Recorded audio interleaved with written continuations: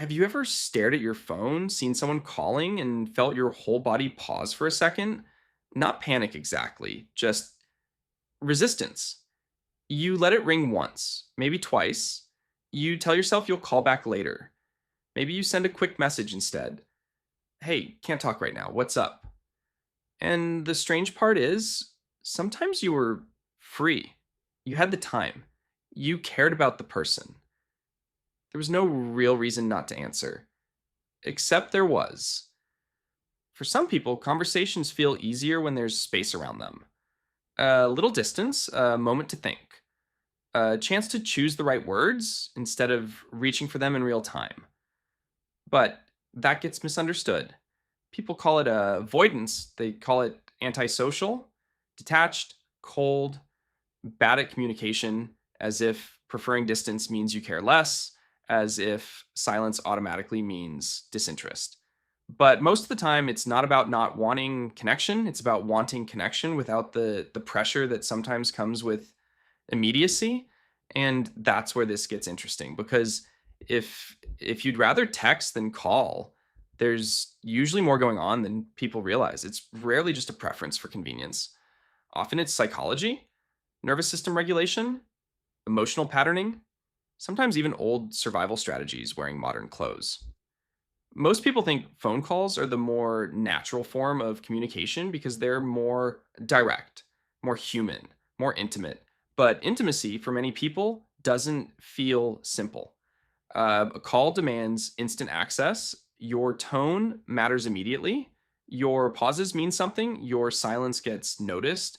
Your reactions are happening live without editing, without buffering, without time to translate your inner world into language. For some nervous systems, that feels fine. For others, it feels like standing under a spotlight. Research around social anxiety and cognitive load shows something subtle but important. Real time conversation requires rapid emotional processing, decision making, and social prediction all at once.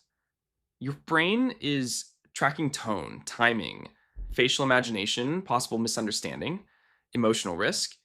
Even without seeing the person, your nervous system treats it like live performance. Texting changes that. It introduces a pause. And that pause matters more than people think because the pause creates safety. It gives your brain time to regulate before responding, time to organize emotion into language, time to decide what you actually mean instead of reacting from instinct. For people who grew up feeling like saying the wrong thing had consequences, that pause can feel less like convenience and more like protection. Sometimes this starts early. Maybe you grew up in a home where emotional reactions were unpredictable. Maybe conversations felt like tests instead of exchanges. Maybe being misunderstood happened often enough that your brain learned to rehearse before speaking. Or maybe your feelings were met with interruption, correction, or dismissal, and somewhere along the way, spontaneous speech stopped feeling safe. So you adapted. You learned to think before speaking, then think again, then maybe not speak at all, unless you were sure. Texting fits that adaptation perfectly. It allows precision, it reduces exposure, it gives you control over timing, tone, and vulnerability.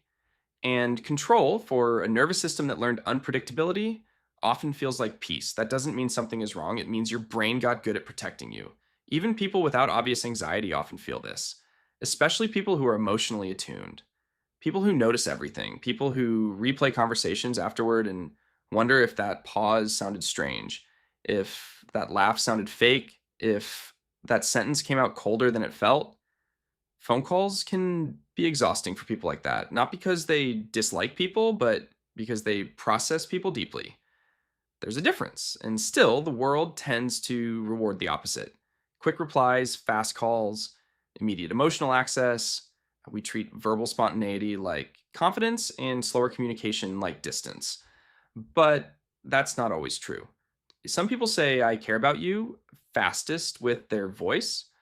Others say it most honestly through carefully chosen words on a screen.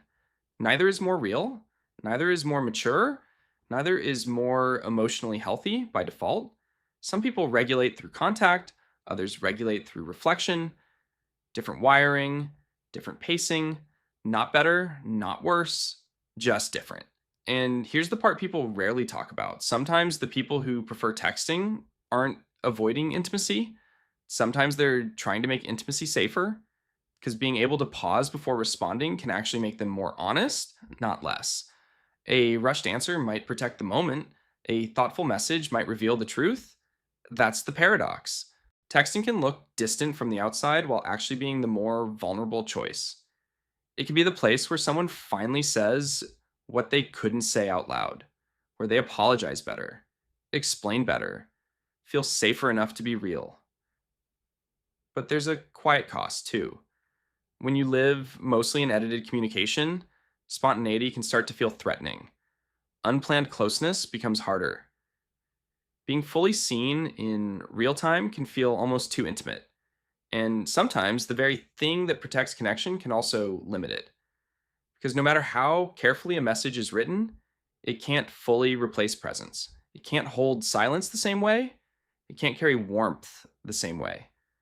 It can't let someone hear the tenderness you didn't know was in your own voice. That doesn't mean texting is the problem. It just means every form of safety comes with a trade off. Protection and distance often arrive together. And recognizing that isn't criticism, it's clarity. Sometimes the goal isn't to force yourself to love phone calls. Sometimes it's simply understanding why they feel heavier than they seem to for everyone else. Because once you understand the pattern, shame starts to loosen.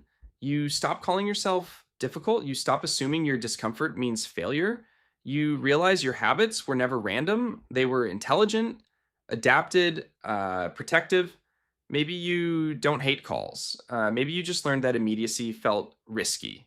Maybe your silence was never disinterest. Maybe your delayed reply was never carelessness. Maybe it was caution. Maybe it was self regulation.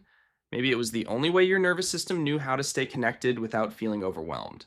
That matters. Because people spend years trying to fix behaviors that were never flaws in the first place. They were signals, clues, evidence of how deeply the mind tries to keep us safe. You're not broken for needing space before speaking. You are not cold for choosing words carefully. You are not distant because your connection looks quieter. Sometimes love sounds like a long phone call. Sometimes it sounds like I needed time to answer this right. Both count. Both are human. And sometimes understanding yourself starts with something as small as noticing which one feels like relief. If this felt familiar, there's probably another pattern in your life that looks ordinary on the surface but means something much deeper underneath. The way you apologize, the way you disappear when overwhelmed, the way you over explain simple things. None of it is random. And once you start seeing the psychology behind it, you stop asking, "What's wrong with me?" and start asking a better question. What happened that made this make sense?